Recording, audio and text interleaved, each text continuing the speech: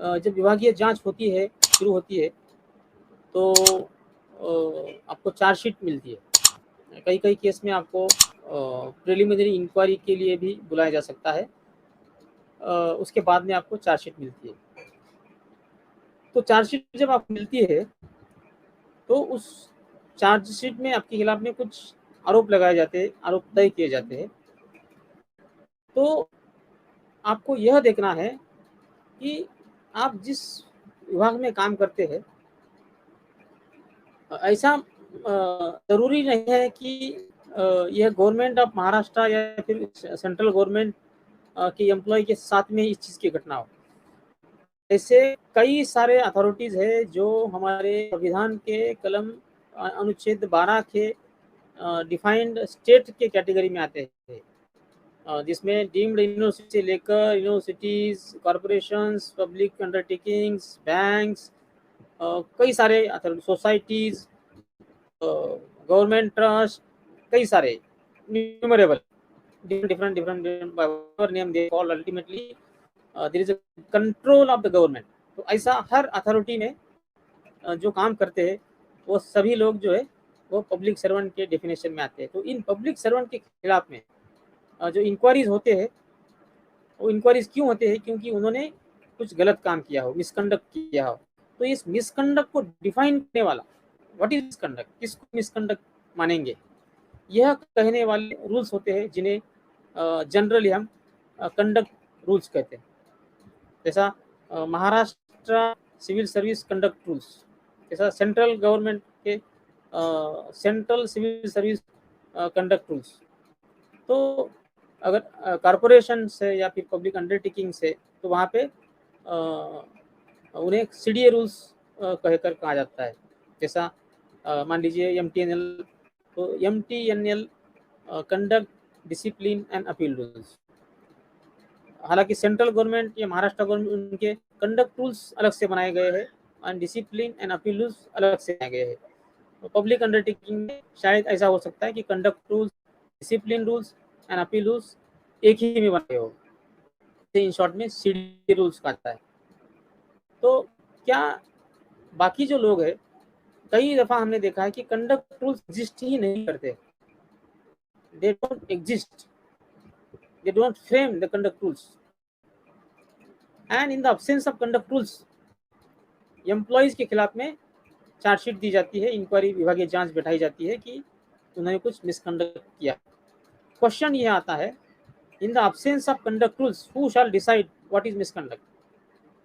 तो ये बन जाता है जो एम्प्लॉयर है उसके विम्स एंड कैप्राइज की बात, उसे जो लगे वो उसे मिसकंडक्ट मानकर आपको सजा दे सकता है। तो सबसे पहले ये देखना ज़रूरी है क्या आपके विभाग में, आपके डिपार्टमेंट में आपके जो एम्प्लॉयर है उनके कंडक्ट रूल्स एग्जिस्ट करते हैं या नहीं करते हैं। ये सबसे पहली चेकलिस्ट आपको देखनी है, because in the absence of conduct rules there is no question of misconduct, there is no question of holding inquiry to punish you for the misconduct. तो ये बिगिनिंग इसका होता है कंडक्ट रूल से। तो सबसे पहले आपको देखना पड़ेगा what is the conduct. Okay, तो ये पहला सबसे पहला ग्राउंड है। अगर ये नहीं है, if there is no conduct rules, in that case it is hardly practically impossible to hold an inquiry, because क्या सिद्ध करेंगे मिसकंडक्ट किसे कहे, ये लीगली होने वाली बात नहीं है। तो ये पहली बात को देखना जरूरी है। Number 2, similarly discipline and appeal rules क्या यूज करते हैं, ये दूसरा देखना है, because discipline and appeal rules का होना बहुत जरूरी है, because they lay down procedure which the inquiry is conducted, and उसके बाद में इंक्वायरी में जो रिजल्ट होगा, मान लो पनिशमेंट, मेजर पेनल्टी होगी या माइनर पेनल्टी होगी, देन उसके खिलाफ में जो अपील है वो अपील कौन करेगा, अपील किस तरह से किया जाएगा, अपीलेट अथॉरिटी कौन रहेगा, या फिर डिसिप्लिन अपील, उसमें डिसिप्लिन अथॉरिटी जो चार्जशीट आपके वो बनाएगा वो कौन होगा, इन सब बातों का उसमें जिक्र होता है। तो ये भी होना बहुत ज़रूरी है। In the absence of these rules it is practically impossible to have the inquiry, departmental inquiry against anybody. तो ये दोनों चीज़ें होना बहुत ज़रूरी है। तीसरी बात ये देखना है, बहुत महत्वपूर्ण बात है, कि इस इंक्वायरीज में डिसिप्लिनरी अथॉरिटी के पावर किसको दिए गए हैं, who shall be disciplinary authority. क्योंकि इसका बहुत जरूरी ये बहुत महत्वपूर्ण ग्राउंड इसलिए है क्योंकि आर्टिकल 311 ऑफ इंडियन कॉन्स्टिट्यूशन में ये कहा गया है कि अपॉइंटिंग अथॉरिटी के नीचे वाली अथॉरिटी आपको काम से नहीं निकाल सकती, आपको डिमोट भी नहीं कर सकती। यानी कि डिसमिसल जैसी शिक्षा, रिमूवल जैसी शिक्षा या रिडक्शन इनटू रैंक जैसी शिक्षा मेजर पेनल्टी कैटेगरी में आती है। Even for that matter compulsory retirement from service की जो शिक्षा, इस तरह की शिक्षा जो है इंक्वायरी में होने के बाद में वही आदमी इम्पोज कर सकता है जो आपका अपॉइंटिंग अथॉरिटी या उसके अबोव होना चाहिए। यही कॉन्स्टिट्यूशनल मैंडेट को हर स्टेट अथॉरिटीज को अपने नियम के तहत लागू करना होता है। तो यह प्रोटेक्शन जो अवेलेबल होता है ये initiation from the inquiry itself शुरू होता है। बिकॉज जो रूल्स होते हैं वो यही कहते हैं कि जो आपका डिसिप्लिनरी जो अपॉइंटिंग अथॉरिटी है वही अथॉरिटी आपका डिसिप्लिनरी अथॉरिटी रहेगा एंड आपको चार्जशीट वही फ्रेम करेगा। He shall draw or cause to be done the memorandum of charge, इस तरह का वर्डिंग्स आपके रूल्स में आपको दिखाई देगा। तो ये वो आपको देखना है कि चार्जशीट आपको जो मिलती है या दी जाती है क्या वह चार्जशीट वही अथॉरिटी ने दी हो जो जिसे डिसिप्लिनरी अथॉरिटी कहकर उसमें डिफाइन किया गया हो। एक बहुत महत्वपूर्ण तीसरी बात आपको उसमें देखनी पड़ेगी। उसके बाद में जो नेक्स्ट आने वाली बात है वो ये है कि आपके खिलाफ में जो आरोप तय किए गए हो उस विभागीय जांच में, क्या वह आरोप कंडक्ट रूल्स के अनुसार जिस मिसकंडक्ट को डिफाइन किया गया है उस व्याख्या में आने वाले हैं। क्या वाकई में उन आरोपों को अगर सत्य मान दिया जाए तो क्या मिसकंडक्ट यानी कि गुनाह के श्रेणी में आने वाले हैं। अगर नहीं है तो ऐसी इंक्वायरी इलीगल इंक्वायरी है, क्योंकि आपने अगर गुनाह ही नहीं किया हो तो आपके खिलाफ में इंक्वायरी चलाना या चलाकर आपको शिक्षा देना ये अनकॉन्स्टिट्यूशनल होगी। आर्टिकल 20 की, आर्टिकल 14 की, आर्टिकल 21 की वायलेट करने वाली होगी। ये बहुत आर्बिटरी अनरीजनेबल बात होगी। इसके लिए वही आरोप आपके सामने आपके खिलाफ में लग सकते हैं जो मिसकंडक्ट की व्याख्या में आने वाले हो। तो इसके लिए मैंने सबसे पहले कहा कि कंडक्ट रूल का होना बहुत ज़रूरी है, क्योंकि उसमें यह स्पष्ट रूप से लिखा जाता है कि as a employee, as a government servant आपको क्या करना है और क्या नहीं करना है। अगर जो करना है वो आपने नहीं किया, अगर जो नहीं करना है आपने किया, तो उसे हम मिसकंडक्ट कह सकते हैं। दूसरी बात जिसके बारे में वो रूल साइलेंट है या उसका कुछ आपका ड्यूटी से, आपका सर्विस से लेन देन नहीं है, अगर वो बात आपने की या ना की हो तो उसको मिसकंडक्ट कहकर आपके खिलाफ में अगर होती है, शिक्षा मिलती है, तो एब्सोल्युटली इलीगल होगा। इसके लिए मैंने कहा कंडक्ट रूल का होना जरूरी है, डिसिप्लिन अपील रूल्स का होना जरूरी है, क्योंकि उसमें प्रोसीजर दिया जाता है। और डिसिप्लिन अपील रूल्स का जो प्रोसीजर होता है it incorporate the principles of natural justice. आपको चार्जशीट देना पड़ेगा, साथ में क्या क्या देना पड़ेगा, चार्जेस कैसे होंगे, ये सब आपको उसमें प्रावधान होगा। तो ये बहुत ज़रूरी होता है कि this rules must be clear in existence. आगे हम चलते हुए देखते हैं आपको जो चार्जशीट मिलती है, क्या चार्जशीट में इन सारी रूल्स का जिक्र है, क्या आपकी चार्जशीट बातों को रेफर करती है।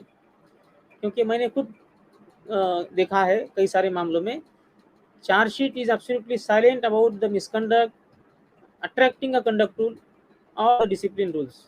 बस आपको हाथ में एक पेपर थमा दिया है ब्लैक, उसको ब्लैक बना के आपको कहा गया कि आपने ये काम किया है, आपको सजा दी जाएगी। This kind of thing cannot be termed as a legal and valid chargesheet और the memorandum of charge in accordance with the rules and such a inquiry or inquiry based upon such a invalid charge sheet is vitiated void ab initio and the order, penalty, whatever which is product of such inquiry is also invalid, illegal, unsustainable.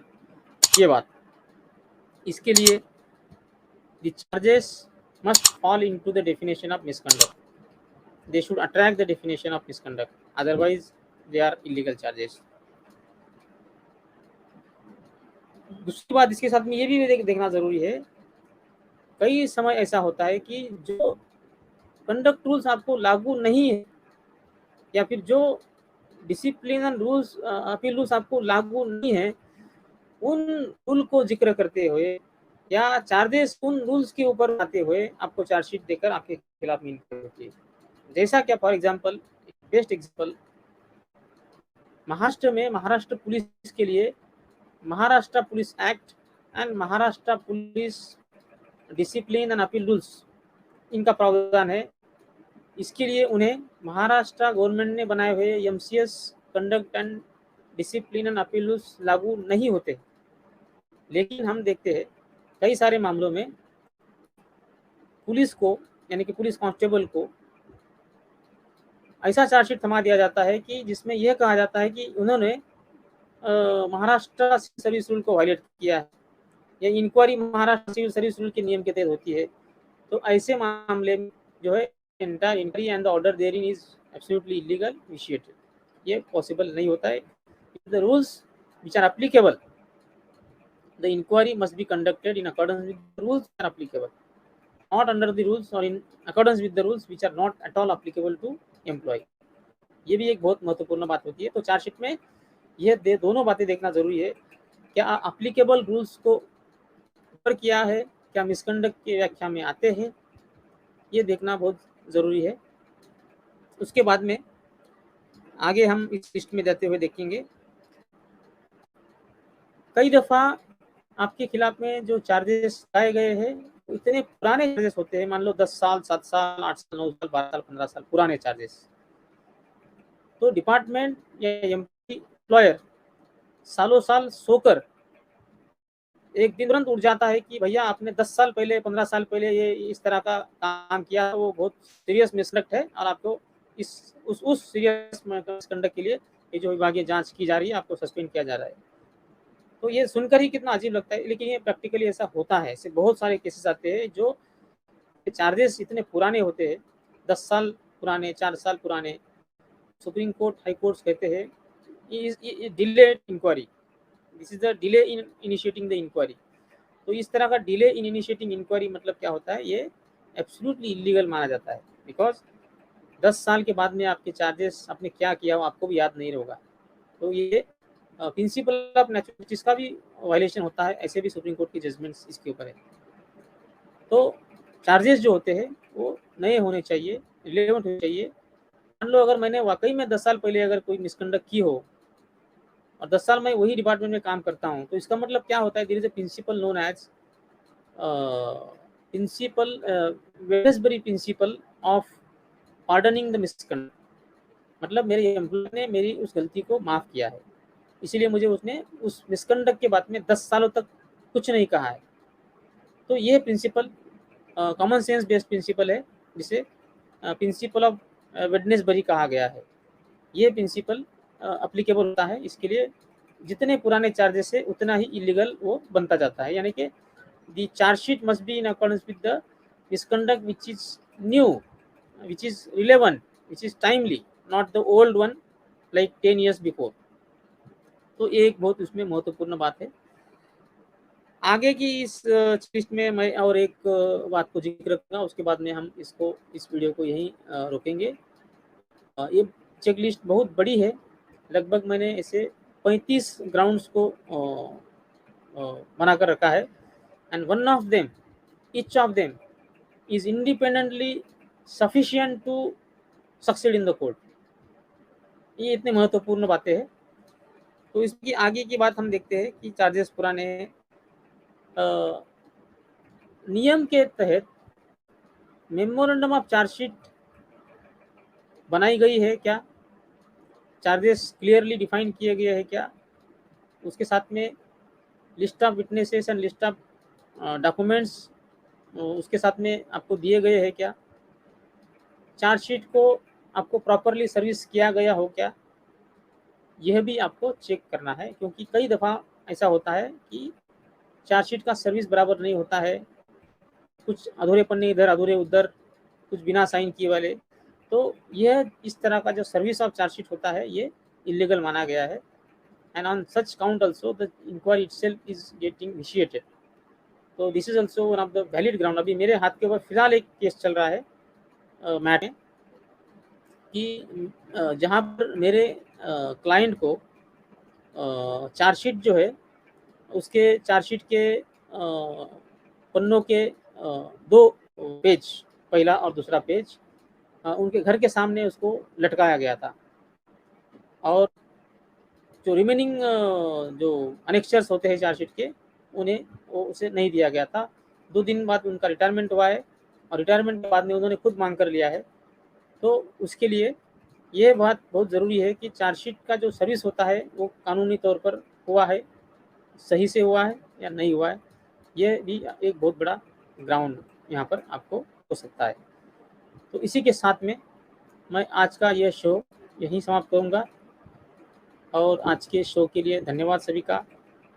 मिलते हैं अगली video में, तब तक के लिए सबको नमस्कार। और इस वीडियो को लाइक कीजिए, शेयर भी कीजिए, और मेरे चैनल को सब्सक्राइब करना भी न भूलिए, ताकि हमें और वीडियो बनाने के लिए इंस्पिरेशन मिलती रहे। धन्यवाद।